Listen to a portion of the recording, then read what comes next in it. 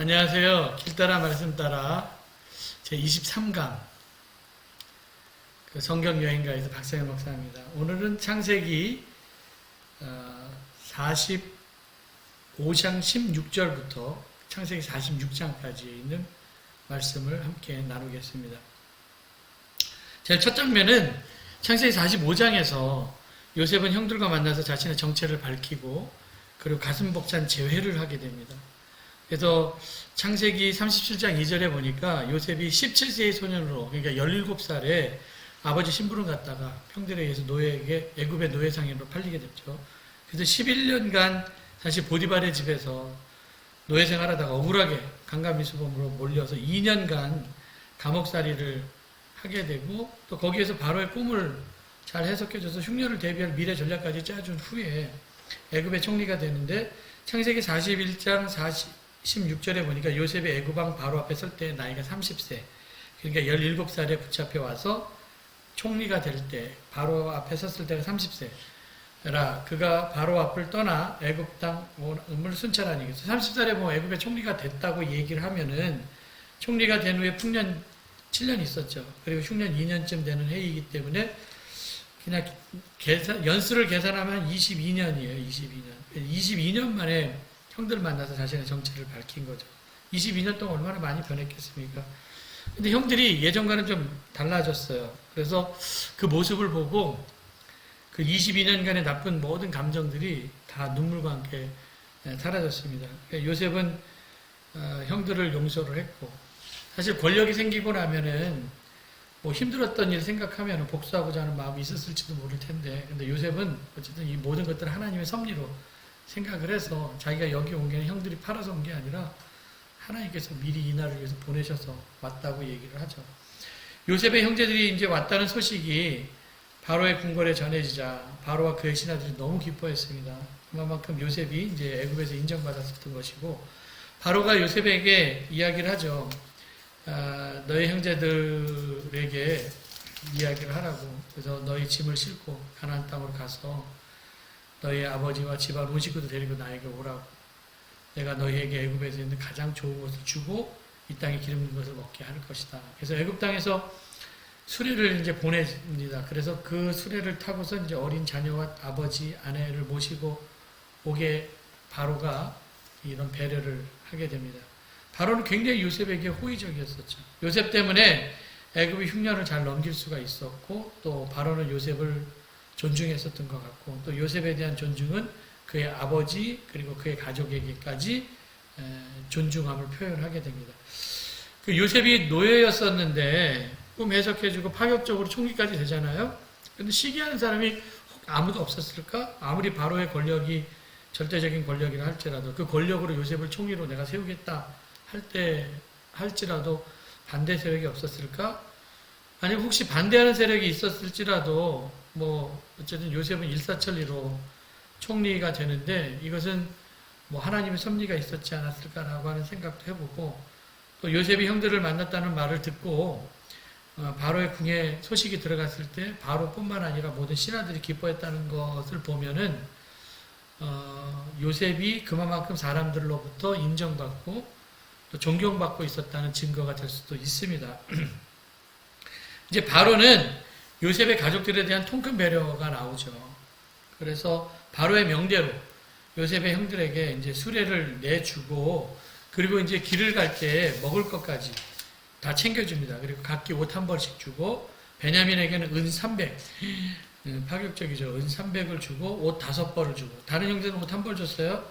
또한 아버지에게 애굽의 특산물도 실은 낙이 10마리, 그리고 아버지가 여행길에 먹을 수 있는 곡식과 떡과 양식을 실은 암낙이 10마리, 그래서 낙이 10마리, 암낙이 10마리에다 특산물과 먹을 것을 잔뜩 실어서 이제 보내게 됩니다.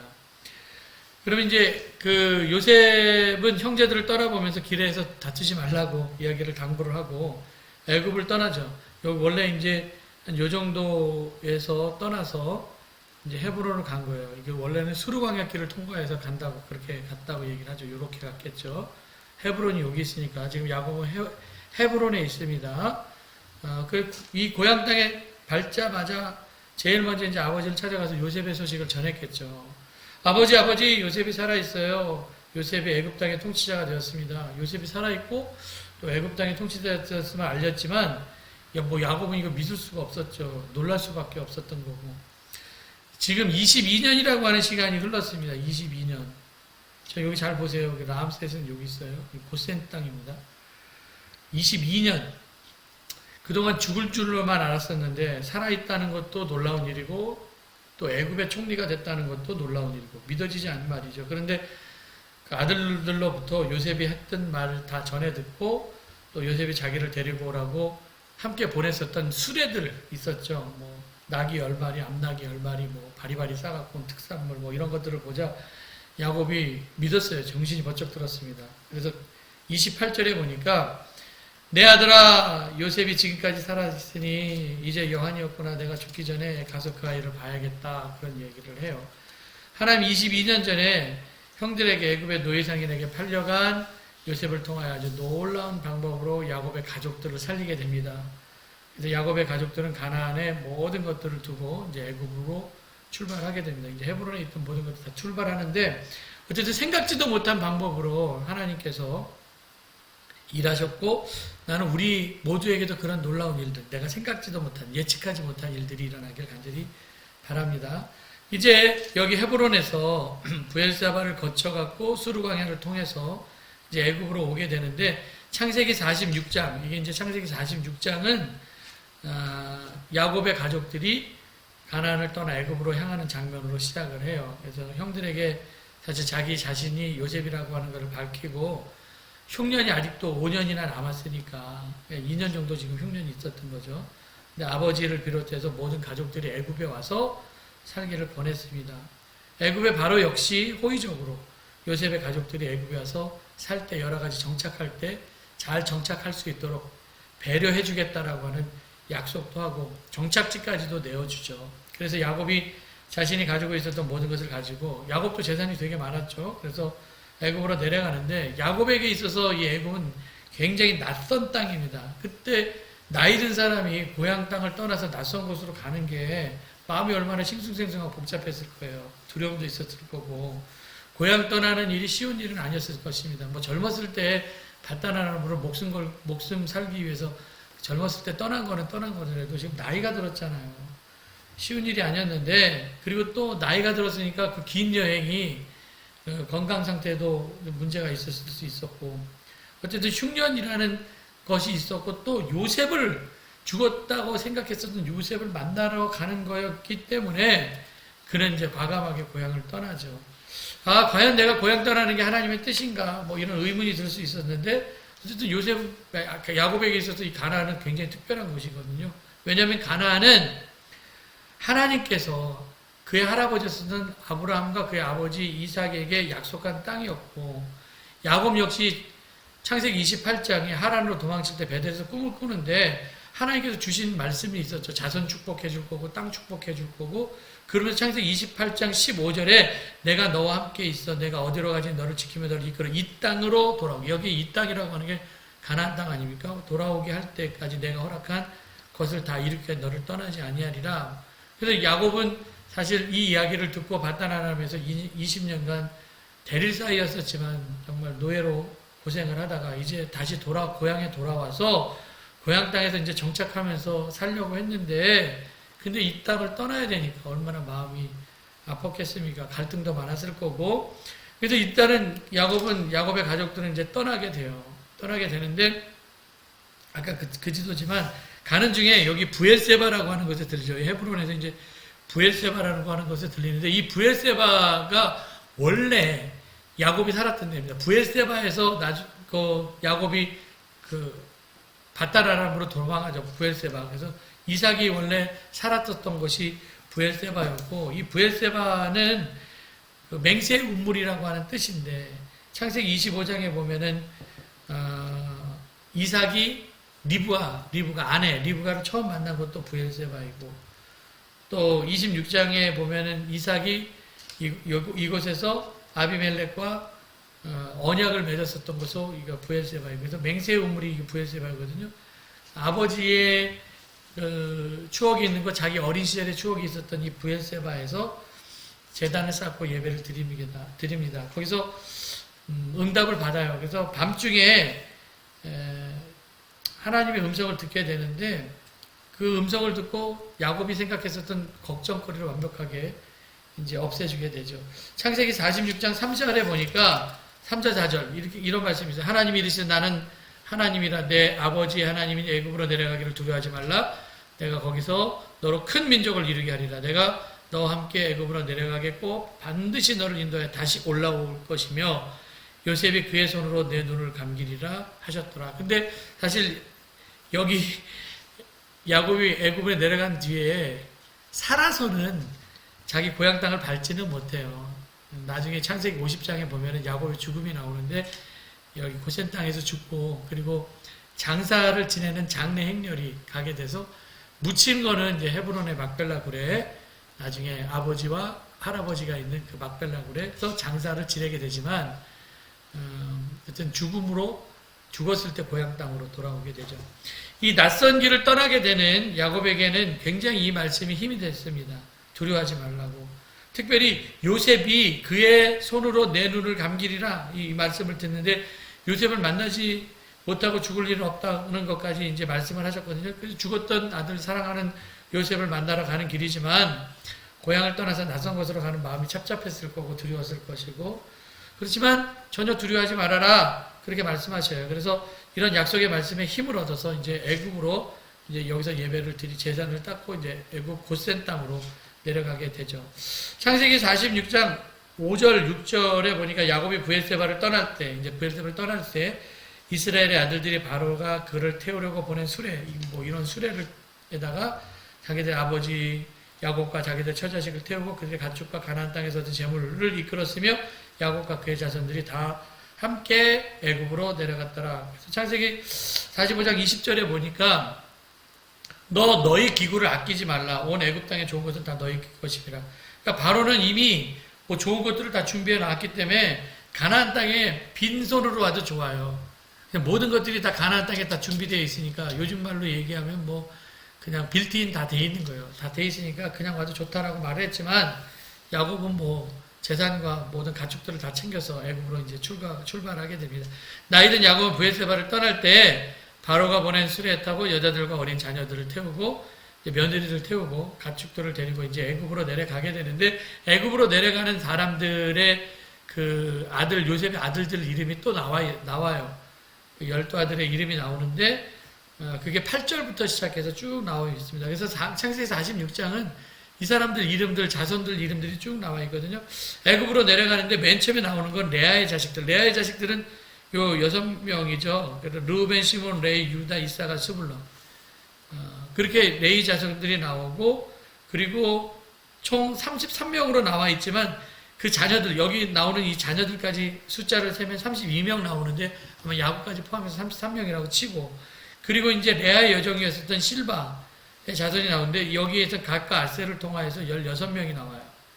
그 숫자 이름이 창세기 46장에 보면 근데 좀 아셀의 딸 이름이 나오죠. 세라라고 하는 딸 이름이 하나 나와 있고 그냥 여자 이름이기 때문에 기억해 주시고 그 다음에 요셉과 베냐민, 라헬의 소생이었었던 요셉과 베냐민의 이름이 나와 있고 그리고 또 이제 라헬의 여종이었었던 비라를 통하여서 단과 납달리 이렇게 해서 7명의 자손. 그러니까 쭉 계산을 해보면 아까 33명, 16명, 14명, 7명 이렇게 딱 계산하면 딱 70명이에요. 70명.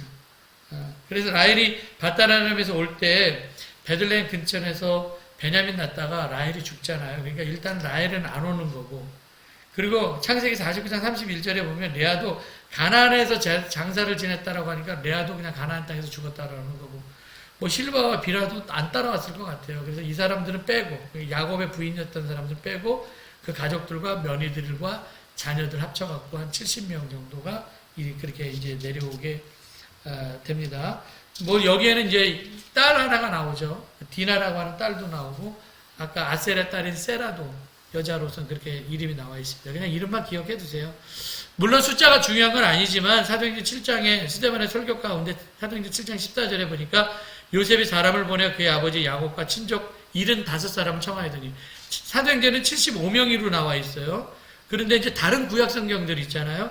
출애굽기 1장 5절에 보니까 야곱의 허리에서 나온 사람은 모두 70이요 요셉은 애굽에 있었더라. 그런 말씀이 나와 있어요. 그러니까 여기서는 70명이 나왔고 그러니까 출애굽기 1장 5절에는 70명이 신명기 10장 22절에도 보니까 애굽에 내려간 내 조상들 겨우 70인이었으나 이제 내 하나님 여호와께서 너를 하늘의 별같이 많게 하셨느니라. 그래서 여기도 70명이 나와요. 신명기에도 보니까. 근데 왜 스데반은 75명, 사도행전 75명이라고 했을까? 근데 주석을 찾아보니까 스데반은 70인역을 봤다는데 70인역에는요 75명으로 나와 있어요. 70인역 번역본에는. 그래서 아마 이 스데반의 얘기는 70인역 번역본을 따른 게 아닌가 이렇게 얘기하는 학자들도 있습니다. 70명도 뭐 적은 숫자는 아니지만 한 가족으로는 하나님이 아브라함에게 약속하셨던 약속, 이삭과 야곱에게 약속했던 약속, 하늘의 별, 바다의 모래처럼 많게 하실 그 약속이 가나안 땅에 있을 때가 아니라 애굽에 있을 때 거기서 한 400년, 430년 정도 살 때 막 자손들이 막 번성하게 되죠. 그래서 애굽에서 자손의 번성함에 복이 임하게 됩니다. 어쨌든 하나님의 약속은 어디든지 반드시 이루어지죠. 야곱이 유다를 이제 요셉에게 미리 보내어서 고센 땅으로 이제 인도하게 돼서 이제 고센 땅에 도착을 하고요. 요셉의 수레도 이제 고센 땅에 오죠. 그래서 아버지를 만나는 거예요. 아버지 야곱. 그리고 이제 아들 요셉을 만나서 안고 웁니다. 그러니까 야곱이 요셉에게 말하기를 30절에 야 내가 지금까지 살아있고 내가 내 얼굴을 보았으니 지금 죽어도 한이 없겠구나 뭐 그런 얘기를 해요. 그래서 야곱이 이제 이렇게 서로 만난 후에 요셉과 그리고 요셉이 그의 형들과 아버지 가족들에게 얘기를 합니다. 고센 땅인데 나일강 삼각주 이게 실제적으로 여기가 이렇게 녹색지대로 되어 있고요. 나머지는 다 사막인데 고센 지역이고요. 이 전체 지역이 고센 지역이고 이 고센 지역으로 정착해서 살게 하게 됩니다. 얘기를 하죠. 내가 올라와서 바로에게 가나안 땅에 살던 내 형들과 내 아버지 가족이 내게로 와라. 왔고 그들을 목축함으로 양과 소와 모든 소유를 이끌고 왔나이다 말할 것입니다.